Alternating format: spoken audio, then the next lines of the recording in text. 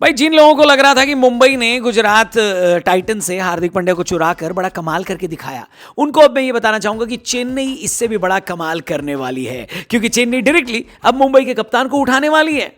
अभी मजा आएगा ना भिड़ो। हाँ भाई साहब, थोड़ा गला मेरा बैठा है। आप में से बहुत सारे लोग कमेंट बॉक्स में पूछ रहे हैं कि गला खराब है क्या। यस खराब है, पर ठीक हो जाएगा। आप क्रिकेट पे ध्यान दो यार। देखो, मुंबई वर्सेस चेन्नई इतनी बड़ी राइवलरी मानी जाती है। दोनों तरफ के फैंस एक दूसरे की तरफ नजर उठाकर देखना पसंद नहीं करते।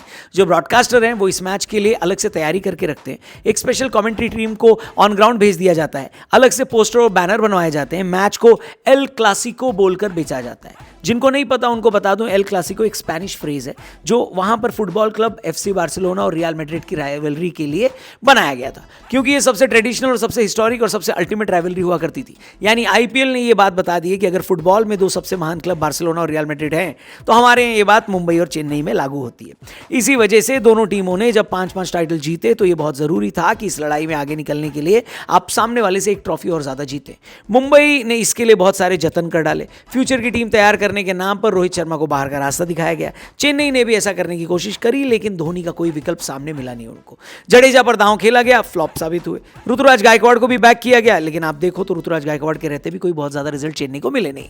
इसमें टीम कॉम्बिनेशन ना बना पाना भी चेन्नई की कमजोरी साबित हुई, और इसीलिए अब चेन्नई अपनी टीम कॉम्बिनेशन को सही करने के लिए एक ब्रह्मास्त्र अपनी साइड लेने की कोशिश कर रही है, और ये ब्रह्मास्त्र कोई और नहीं बल्कि मुंबई के कप्तान हार्दिक पांड्या हैं। न्यूज रिपोर्ट्स बता रही हैं कि हार्दिक पांड्या की ट्रेड डील के लिए चेन्नई और मुंबई अब नेक्स्ट लेवल की बातचीत पर जा पहुंचे हैं। दोनों टीमों के मैनेजमेंट के बीच बैकडोर मीटिंग धड़ल्ले से चल रही है, बढ़िया तरीके से। और अगर ये ट्रेड डील हो जाती है तो गुजरात से हार्दिक के मुंबई आने से भी बड़ी ट्रेड डील बन जाएगी। इनफैक्ट ये डील रविंद्र जडेजा और संजू की डील से भी ज्यादा बड़ी हो जाएगी। न्यूज रिपोर्ट ये बता रही है कि मुंबई की टीम चेन्नई से हार्दिक पांड्या के बदले में शिवम दुबे के साथ आयुष महात्रे चाह रही है, लेकिन सिर्फ 2 प्लेयर की डील से ये बात बनेगी नहीं। मुंबई को इन दोनों के साथ साथ 10 करोड़ रुपए भी चाहिए, और हैरानी की बात यह है कि चेन्नई इस डील के लिए रेडी भी है। यानी वो हर कीमत पर हार्दिक पांड्या को अपनी साइड चाहते हैं। अब देखो, आम आदमी के लिए 10 करोड़ रुपए देना बहुत बड़ी बात होती है। सबको थोड़ी ना एक मरता हुआ आदमी ये बताता है कि गोवा में सेंट सेबेस्टियन गार्डन के पीछे एक बड़े से डब्लू के नीचे 10 करोड़ रुपए दबा के रखे गए।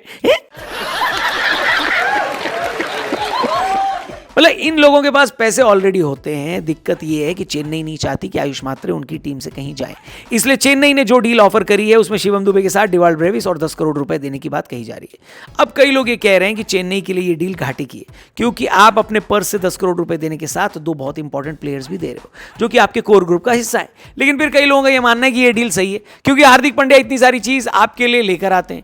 एक रिलायबल फिनिशर है, मिडिल ऑर्डर बल्लेबाज हैं, 4 ओवर बेहतरीन निकाल कर देंगे, यानी एक तरीके से कंप्लीट गेंदबाज भी हैं खुद में। इसके अलावा उनसे बेहतर फील्डर देश में बस इतने हैं कि आप अपनी उंगलियों पर गिन सकते हो। इसके साथ साथ हार्दिक पांड्या आपके लिए लीडरशिप का भी ऑप्शन लेकर आते हैं, और ये सब एक भारतीय प्लेयर में मिलना मुश्किल है। यानी आपका एक ओवरसीज स्लॉट भी बच जाता है। इसलिए चेन्नई इस डील के लिए जरूर से ज्यादा एक्साइटेड है, और सब कुछ सही रहा तो आपको आईपीएल 2027 में हार्दिक पांड्या चेन्नई के लिए पीली जर्सी में खेलते दिखाई देंगे। अब अगर आप परफॉर्मेंस की बात करो तो हार्दिक की परफॉर्मेंस शिवम दुबे से उतनी बेहतर थी नहीं। शिवम दुबे बेटर थे पिछले साल। हालांकि शिवम का भी फॉर्म खराब ही था, लेकिन इतना खराब नहीं था जितना बेकार सीजन हार्दिक पांड्या के लिए घटा।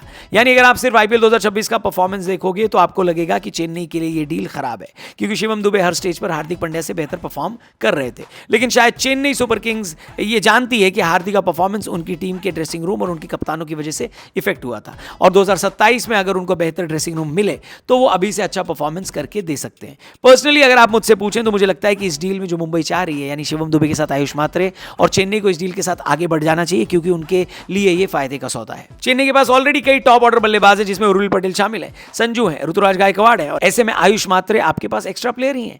जबकि ब्रेविस आपके लिए मिडिल ऑर्डर में विस्फोटक साबित हो सकते हैं, और उनका और हार्दिक पांड्या का बहुत बढ़िया कॉम्बिनेशन बन सकता है।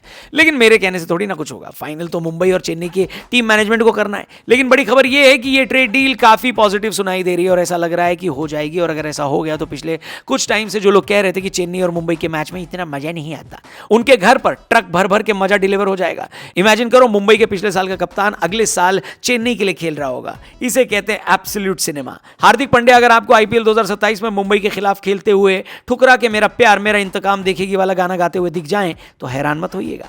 क्या लगता है आपको इस डील के बारे में? कमेंट करके बताना। खासकर अगर आप मुंबई और चेन्नई के फैन हो तो अपनी ओपिनियन जरूर देना, कमेंट करना, चैनल को सब्सक्राइब करना। जल्दी मिलते हैं। Thank you for watching. Good bye, जय हिंद।